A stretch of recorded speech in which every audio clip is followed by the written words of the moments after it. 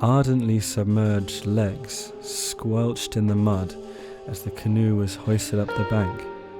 The mud seemed to communicate, growling, murmuring, chuckling, as rummaged movements unloaded artworks of strange colouring, texture and scale. They stood, crouched and lay, sprinkled into the greenery of the secret location. The canoe glided from the boathouse, 5 minutes upstream, to where the muddy banks connected the field of yellow dots. Physically exhausted, yet emotionally at bliss.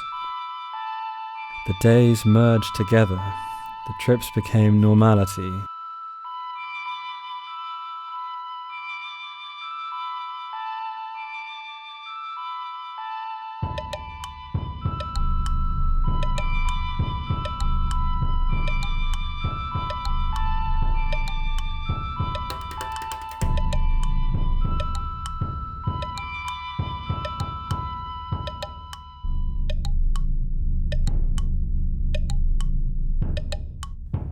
Installed, blended, stacked and stitched, the sculptures become creatures, active, morphing into the dynamic environment. Those feet, the first of many to explore.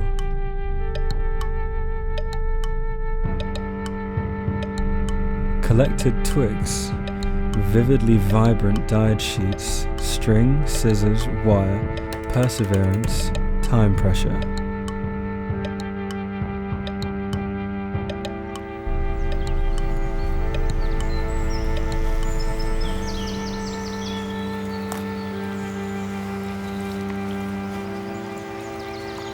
Turmeric golden like honey, powdery like pollen.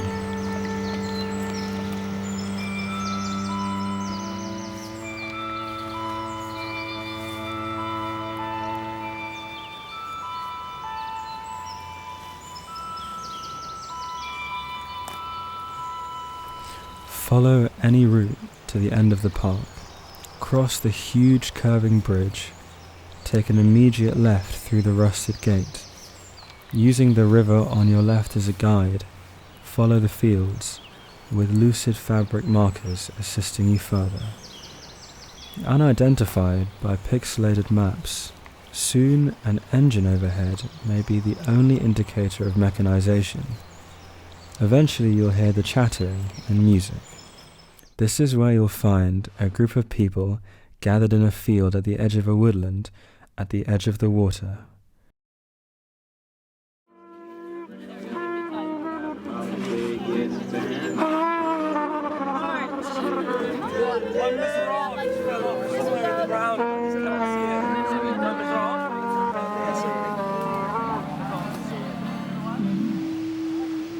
Their sound, like smoke, drifted through the grass, an atmospheric wave for newcomers to arrive to. Everybody was silent, entranced by the lyrics.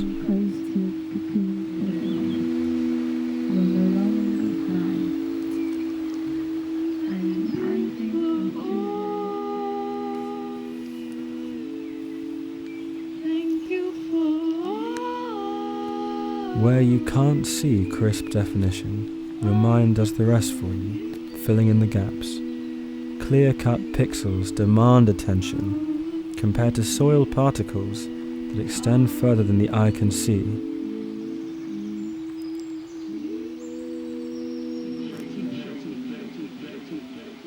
Like a dream gets lost at sea. The people picking through the rope. A perfect little moon-shaped cave for a lotus flower to rest. Lotus flowers thrive in the filthiest of water, showing the possibility for a seed to grow from ashes and rubble. The festival, a seed of protest in the urgent environmental crisis. The lotus, bulging and silvery, glittered in the shimmery passages of light that fluttered through from the branches.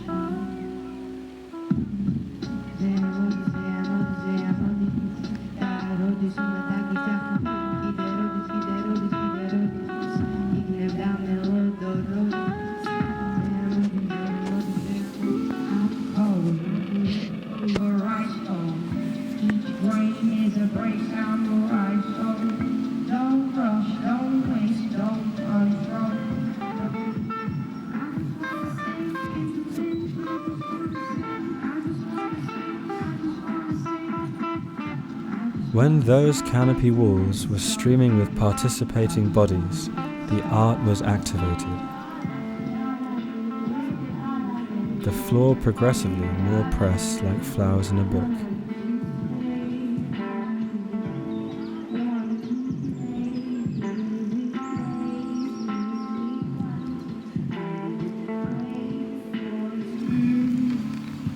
Skin to soil, plant yourself in the field, or float through the forest finding grounded stones, rooted legs.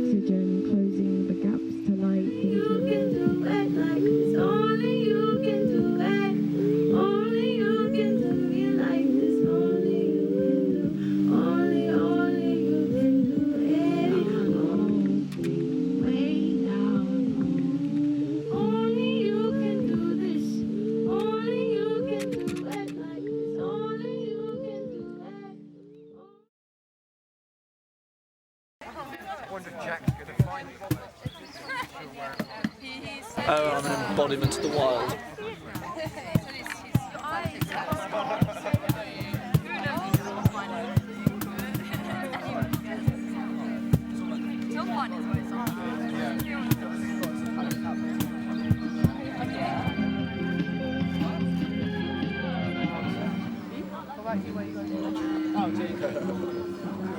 He's sweet. The location was precarious like the canoe, a heterotopia, a site of protest, fleeting and transitory, hard to find. It meant those willing to venture to the location were people who would truly appreciate it.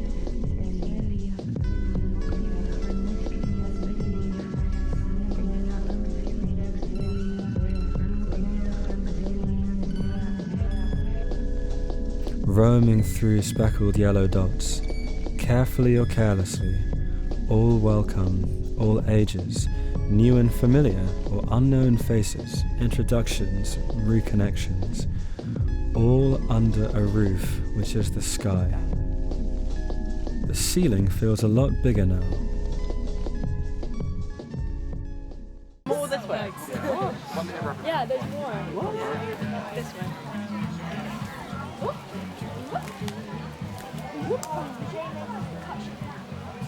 The sky had a lot to say that day. I took a picture in my mind and hung it there for when it was finished.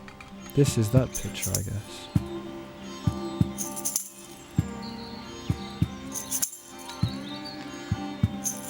The entrance flickered with a kaleidoscope of concealed colours, glimmers of the structures inside. You entered and the hallway outstretched, with leaves either side like pulsating wallpaper.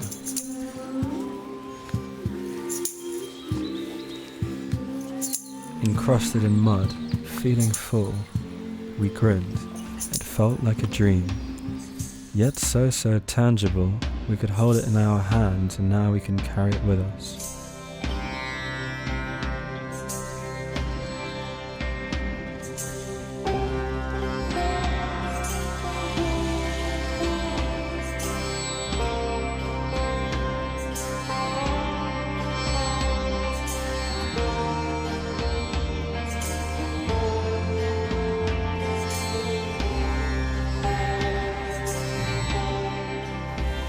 Because our world is made up of abstract, uprooted doubles, fabricated and glitching, human connection keeps us grounded.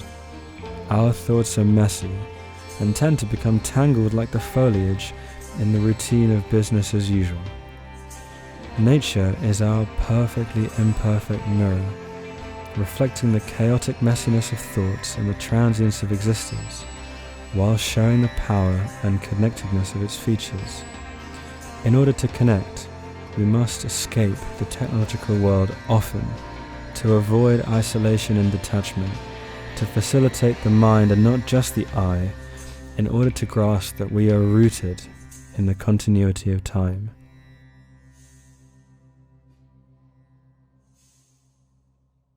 The energy is with you people though.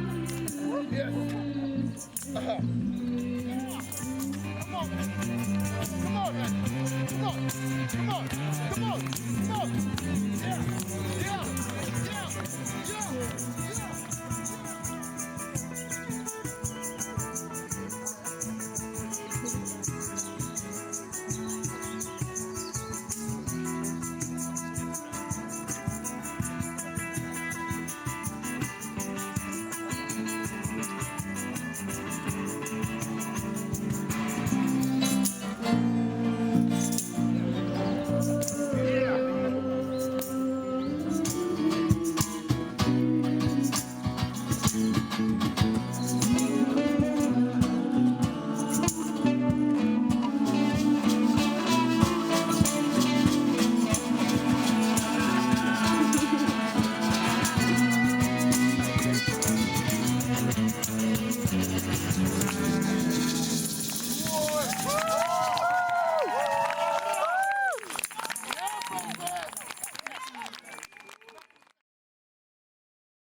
Roots they have, of course, is going to be for the stability.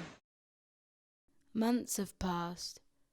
Routine permeates through the glitching concrete streets, flowing, fizzing, fixed. Lights, red, yellow, green, go to work, back and forth we dance. Computer cables flickering in nuances, splattering smiles and rock pools, creatures of chaos. So many blinking blips, dripping the mind deep. Don't be afraid of morphing glances where muted visions creep, opening the buds, stepping out, observing your body as it dances. Urban landscapes dictating control over inhabitants, creating scaled spaces. Large areas become overcrowded, monitored with constant surveillance, dividing us from the feelings of our feet on the ground, risky routes, narrow chutes, no walking boots. Reaching summits where sly reptiles lay poised between shifting stones, where sheer drops remind us of our mortality, where chains drilled into cliff faces like uneasy smiles support us. Use your thumb to fumble through borders. Let your movements line the motorways even though concrete crushes our souls. While holding our branches limply, slicing through cities where nature suffocates, we feel the worries being chipped away by our conversations. The soft sediment dissolving like puddles, feeling the warmth of shadows. The relationship between light and dark allows for a multi-sensory embrace. Humans are indecisive, flitting between emotions, environments, requiring a reshuffling of experiences. There's no fixed definition of an unexpected encounter, allowing for spontaneity. Why shape the unregulated and seamless, dividing liquid and flames that are dictated by unconscious forces? A day rooted in time, a community enjoying the serenity of nature, stored digitally or by memories, continuing the concept, recording the day as a perpetual artifact, from festival to video, from video to us, here, now.